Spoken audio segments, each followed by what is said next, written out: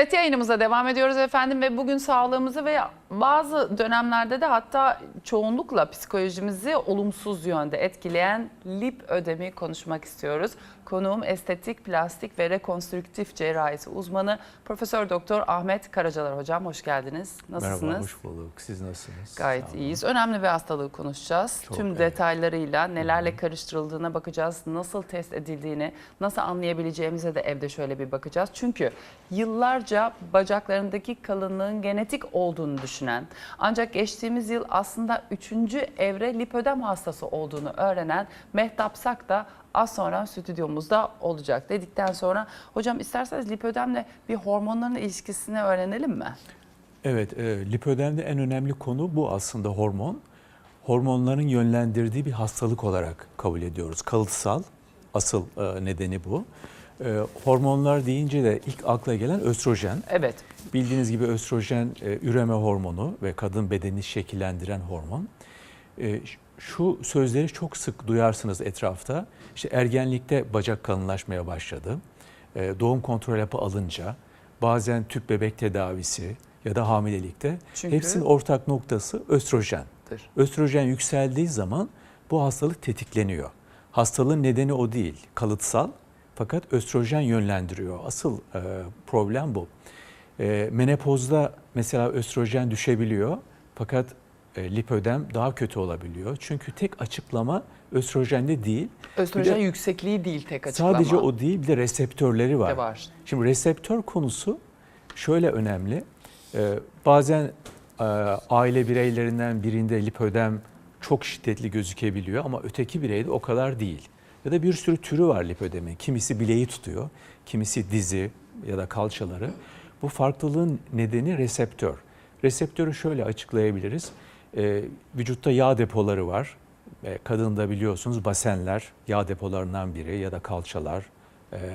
Bu yağ depolarının başında yöneticiler var. Bazıları alfa yönetici, bazıları beta. Şimdi alfa adından anlaşıldığı gibi daha hırslı bir yönetici. Yani sürekli yağı depolama eğiliminde. Beta yönetici ise daha tutumlu, daha böyle frene basan bir yönetici. Eğer alfa yönetici sayısı çok olursa ya da daha hırslı bir yönetici profili çizerse sürekli yağı depolama emiri veriyor. Ve hangi bölgede daha tutumu nerede varsa çoksa orası orada. daha kalınlaşıyor. Alfa nerede çoksa orada o tutuluyor. tamamen alfa reseptörü, alfa yöneticisi belirliyor nerede yağların birikeceğini. Evet, biraz zor bir şey gerçekten, zor olmalı. Evet.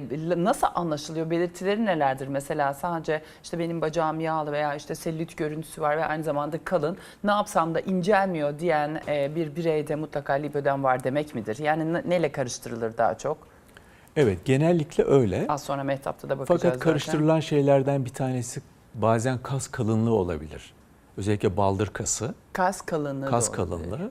O kolay bir testte de bu ayrım yapılabilir. Onun dışında lenfödemle karıştırılabilir. Ona bakacağız. Bacak Ona kesin kalınlığı. bakacağız. Evet. Fakat şikayetler çok tipiktir lipödemde. İşte ağrı, hassasiyet, çabuk morarma şikayetleri oldukça sıktır. Aslında az bilinen şikayetlerden konuşmak ilginç olabilir. Olabilir çünkü en yaygın şikayetlere baktığımız zaman genellikle duyduğumuz üst bedenim başka, alt bedenim başka, kıyafet bulamıyorum. Evet. Üst ve alt bedenimdeki dengesizlik kendime olan güvenimi sarsıyor. Bacaklarım kalın olduğu için istediğim model atıyorum çizmeyi giyemiyorum. Yaz gelsin istemiyorum. Çünkü yazın istediğim her kıyafeti giyemiyorum. Yıllardır etek giyemiyorum. Ortak şikayetleri olabilir. Evet, ortak şikayet. Peki. Huzursuz bacak sık mesela lipödemde. Ve bu hastalar lipödem olduklarını bilmeden başka branşlardan çare bulmaya çalışabilirler. Huzursuz bacak lipödemin sık görülen şikayetlerinden bir tanesi ama ihmal edilen şikayetlerinden bir tanesi. Ağrısı, sızısı, morarması mesela biraz o çok onlardan. bilinen şikayetlerden. Evet, ağrı, morarma. Neden oluyor? Kısaca bahsedeyim. Lipödem şöyle yanlış anlaşılmamalı. Bir tek yağ dokusunu tutmuyor. Yağ dokusu içinden geçen sinirleri de tutuyor. Ve sinir hassasiyeti sonuçta ağrı yapıyor. Ya da bu tür hastalar mesela bacaklarına dokunulsun istemezler. Ya da sıkı bir şey giyemezler. Çabuk morarma oluyor çünkü damarları tutuyor aynı zamanda. Lenfleri tutuyor ama bir lenf hastalığı değil bu arada. Yani kısaca sadece yağ dokusunu tutan bir hastalık değil. Başka organlarla da yakından ilişkili. Bağırsak, tiroid. Bu arada sinir sistemiyle bağlantılı. Evet, evet. Peki. Az sonra tabii ki lip ödemle lenf ödemin de farklarına bakarız. Lip ödemin evreleri de ekrana gelmişken konuğumuz da bizlerle beraber. Hocam isterseniz oraya doğru geçelim. Sevgili Mehtap Sak bizlerle. Hoş geldin Mehtap. Nasılsın? Merhaba, Tekrar. teşekkür ederim. Siz nasılsınız? Gayet iyiyim. Çok çok teşekkür ediyorum. Annesi, ablası ve kendisi başta olmak üzere yıllardır kalın bacaklara sahipler. Bir sene öncesinde hastalığını fark ediyor ve 3. evre lipödem teşhisi konuyor. Bacaklarında az önce hocamızın da bahsettiği gibi bazı uyuşmalar, ağrılar, ayak bileklerinde şişmeler oluyor. Bacaklarında ve bileklerinde çorap izi çıkıyor. Topuklu ayakkabı giyemiyor, giyse de bacakları zonkluyor. Sellütleri nedeniyle bir dönemlerde yağ aldırmayı da düşünmüş. Ancak sonra zararlı olabileceğini öğrendiği için Allah'tan vazgeçmiş. Şimdi lipödem tanısı almadan önce yıllarca kendi genetik olarak kalın bacaklıyım dedin. Evet. Bu teşhis konduktan sonra aileye de bakıldı mı? Ailede de var mıymış? Evet, Yok. evet. Annem, kız kardeşim, ben, anneannem hatta. Gerçekten. Biz genelde aile olarak hepimiz kalın bilekli olarak kendimizi değerlendirirdik. Bilirdiniz. Hı hı. Evet, bunun bir hastalık olabileceğini düşünmedik. Bu hepimizde doğuştan demeyeyim. Evet, hocamızın dediği gibi Sonra ergenlikten sonra ortaya çıkan bir kalın bacak görüntüsüne ulaştık. Hı hı. Bunu öğrendiğimde keşke daha önceden bilseydim ve bununla ilgili bir tedavi uygulasaydım, bu evreye kadar ilerlemeseydim diye düşündüm. Çok güzel. Var mıydı böyle bir ihtimal hocam gerçekten de? Çünkü şimdi bugün birisinde olsa selülit veya kilo aldım diye düşünür. Kimse lip ödem olduğunu düşünmez. Peki Evet. bize lip ödem olduğunu düşündürmesi için nasıl bir görüntü, nasıl bir testle anlayabiliriz Tabii evde? ki. Nasıl bir görüntü olmalı? Şimdi görüntüde hastamız evre 3 gözüküyor fakat oradaki yanılgı şu, bazen çok hafif bir ayak bileği kalınlığı bile evre 1 ve bu tür hastalar o basit ayak bileği kalınlığını umursamazlar ya da selülit de evre 1 olabiliyor bazen. Yani şu yanılgıya düşmemek gerekli, sadece bu ileri kalın bacak lipödem değildir. Bu sadece evre 3'tür. Basit bir kalınlık bile evre 1 olabilir. İzin verirseniz ben bazı testler Lütfen. göstereyim. Senin de iznin Tabii, olduğu tabii. için rahatlıkla hocamız bu testleri canlı yayında gösterebilir. Oradaki yağ dokusuna da bakacak hocamız. Bir ödem bakacak. Şimdi bir tanesi şu, şurada bir kemik var. Şurada normalde bir Biz kemik tibia var. diyoruz. Evet. Normalde bu kemiğin üzerinde yağ dokusunun asla olmaması gerekiyor. Burası sadece ince bir deri, altından kemik gözükmesi gerekiyor. Lipödem olmayanlar kendilerine bakabilirler. Şurada kemiği hissederler. Şimdi burada ben kemiği hissedemiyorum. Gördünüz mü? Orada bir kalınlık hissediliyor. Evet, bu direkt lipödem belirtisi. Tamam. En başta ilk En olarak başta. en önemlisi bu. Evet. Kemik görünmüyorsa. Aynen. Şimdi ayak bileği kavsi dışarı doğru. Normalde içeri evet. doğru olması gerekiyor. Onu çok hafif şöyle aşağıya doğru indirerek tam olarak karşıdan da Bakın şuradaki dışarı doğru. evet şurayı görebiliriz. Gördünüz mü? Bakın. Bunun içeri Tamam. doğru olması gerekli. Normalde. Bu da Peki. lipödemde gözüken bir şey aynı zamanda. Şimdi bir başka konu, et kalınlığı deriz. Şu şekilde aldığımız zaman ayak bileğinde yarım santimi geçmemesi gerekli. Tutabildiğimiz kalınlığı. Evet, kalınlık. Şimdi şunu şöyle bir cihazla ölçebiliriz, bakın.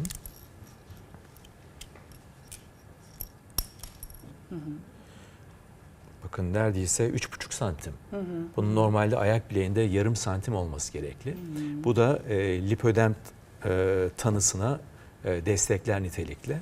Onun dışında diz kapağı gözükmüyor gördüğünüz gibi. Normalde diz kapağımızın gözükmesi gerekli. Çizebilir miyim? Tabii, birkaç tabii. yer? Çok teşekkür ediyoruz müsaade Rica ettiğin ederim. için. Gerçekten. Bakın diz kapağı sadece burada. Bunun önünde şöyle bir yağ dokusu var. Yine burada var yağ dokusu. Diz burada kapağının var. etrafı da bize Etrafı çok fazla şey dolu. söylüyor. Ve diz kapağı etrafı dolu olduğu zaman bu hastaların biraz acelesi olmalı tedavi için. Çünkü diz kapağı yağı bacağın aksını bozuyor. Lipödemlerde Tabii. X bacak sıktır. X bacak olduğu zaman diz bu tarafa doğru kayıyor ve dizin dış tarafına çok yük binip hızla eklem problemi yaratabiliyor. Ve bu hastalar kilo vermek için çok sıkı spor yaparlar. Orada bir tehlike var. Dizin aksı bozulduğu için hızla diz eklemi problemi yaşarlar. Evet. Anladım. Diz eklemi etrafında yağ çoksa sporu çok tedbirli yapmaları gerekli. Belki de işte bu etrafındaki kasları Evet, çalıştırmak. bakın. Yine çimdik testinde elime bol miktarda yağ dokusu geliyor. Yağ dokusu Şimdi onun dışında bir başka önemli test var lipödemde. Parmağımızla şöyle bastırdığımız zaman çukurluk kalıyor. Gördünüz mü? Evet. Şurada. Tamam. Ve bu çukurluk çok yavaş yavaş dönüyor. Bu çukurluk uzun süre kalırsa lenflerle ilgili problem var diyoruz. Şimdi lipödem lenf hastalığı değil. Fakat lenflerde staz var, durgunluk şey gibi hani akar su kir tutmaz. Akmayan lenf kir tutar. Yani lenf akışı yavaşladığı zaman burada kirlenme oluşuyor. Eğer uzun süre çukurluk kalırsa lenfleriniz de dahil olmuş probleme demek. Bu çukurluğun hızla geçmesi gerekli normalde. Bir başka şey gizli yağlanmalar. Mesela tam şurada Bunlar şöyle hep bir ilk evrede uyanık olmamız gereken, bize uyarı verecek olan yerler de olabilir değil mi?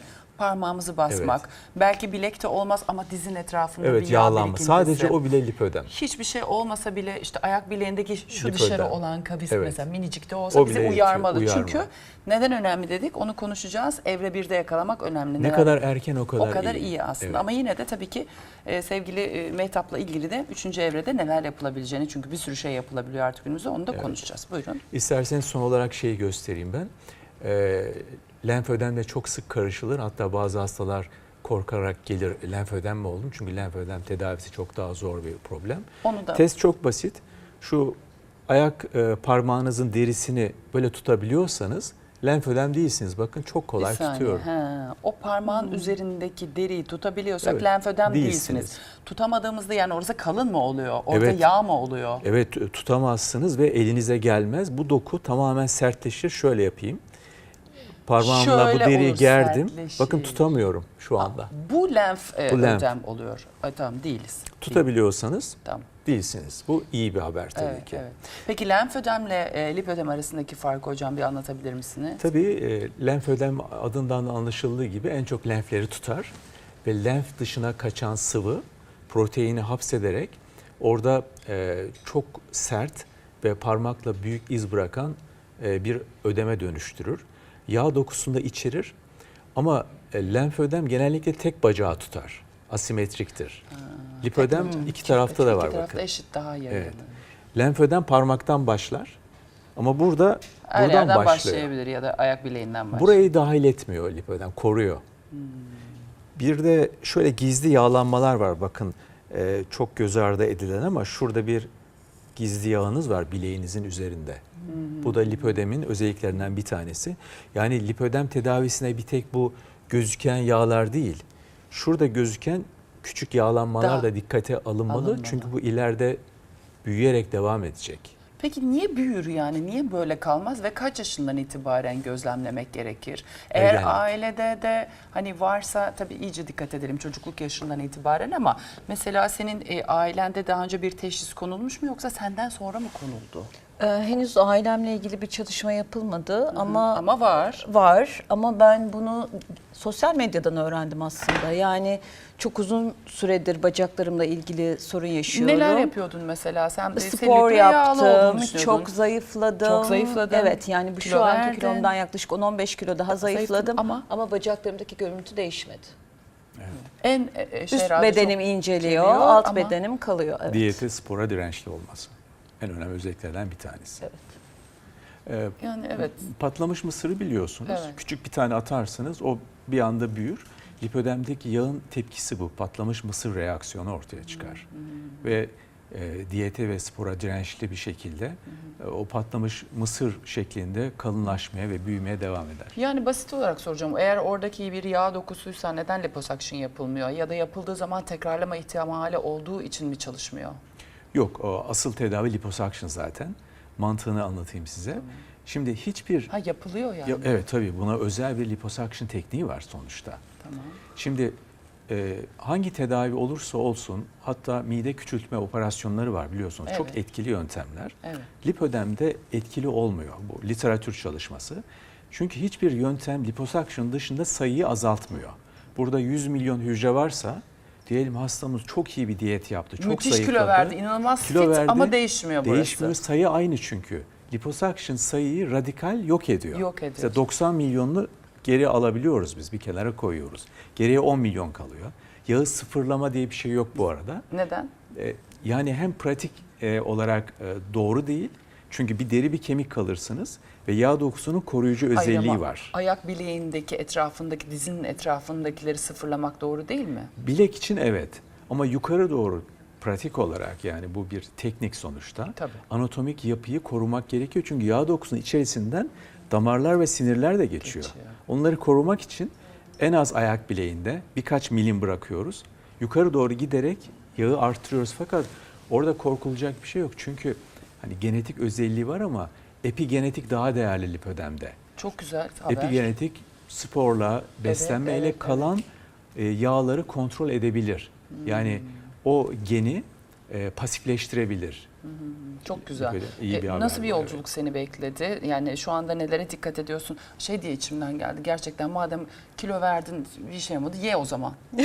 Ama sporda işemiyorsun, ya işe yaramıyorsun, yapma o zaman diyesim geldi yani. Gerçekten zor ama yönetilebiliyor en azından. Sen Evet. neler yapıyorsun senin dinleyenler? Ben pilates yapıyorum Mehtap. aslında. Haftada 2 Çok gün güzel. pilatese gidiyorum ama pilatesteki danışmanımla konuştuğumuzda Evet. bunun pilatesle gitmeyeceğini, Evet. sadece çok daha fazla ilerlemesini durdurabileceğini söyledi. Diyet beslenme ile ilgili çok ciddi bir program uygulayamıyorum. Çünkü 3 çocukla birlikte yaşıyorum ve evin içinde Ne güzel. biraz bir Çok da yeme müthiş düzenimiz sağlıklı var. besleniyorsun. Köfteler, kesinlikle makarnalar biraz öyle. havalarda uçuşuyordu. Oluyor Tamam. zaman zaman. Aha. Henüz bir şey yapmıyorum aslında. Tamam. Ne zaman tesis konuldu?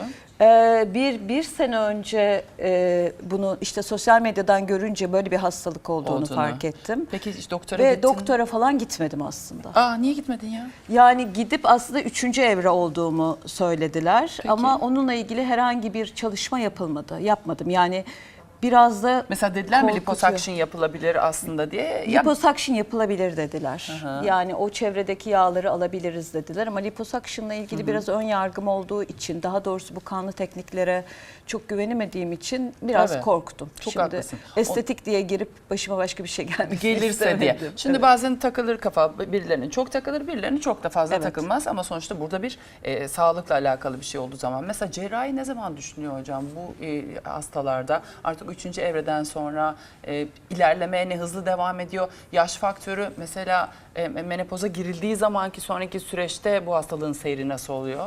Evet, menopozda seyir kötüleşiyor, fakat şu doğru değil. İşte bekleyelim, hasta biraz büyüsün, biraz diyetle, sporla, yok değil. Hiç Ne değil, kadar değil mi? erken, o Erken, kadar o kadar iyi. iyi. Ve temel tedavisi liposuction, çünkü hücreleri sayısını kalıcı olarak azaltıyoruz. Fakat liposuction tekniği lipödemde değişiyor. Normal klasik liposuction'dakini uygulayamazsınız. Bir örnek vereyim. Şimdi liposuction yaparken bir bölgeye 2 yerden girilir. Criss cross dediğimiz çapraz bir tekniktir. Şimdi lenfler dikey ilerlediği için bacakta bunu yapamazsınız. Lenf boyunca hareket etmeniz gerekli. Yani lipödemme özel liposuction tekniğin detayları var. Onu mesela merak ediyorum. Yani tam olarak açıklayabilir misiniz? İçeriye girip orada gördüğü o tutulan reseptördeki yağları işte yakıyor, ne bileyim parçalıyor çağla, sonra nereden atılıyor falan. O sistemi bir anlatabilir misiniz? Tabii ki. Yani yağlı olan bir bölgede herhangi bir yağ olan kişiyle lipödem yağındaki liposuction farklı mı çalışıyor? Şöyle hissederken farklı, ama şöyle bir yöntem yok. İşte yaparken bu lipödemli yağ, bu değil. Hepsini öyle kabul ediyoruz biz. Evet, Genelde anladım. bir çıtırtı hissederiz mesela. Çıtırtı negatif bir şey. Neden? Çıtırtı olması yangının çok olduğunu gösterir. Yangı şey gibi, yara izi gibi, deri altının. Ve bu tür hastalarda ağrı, hassasiyet şikayeti çok olur.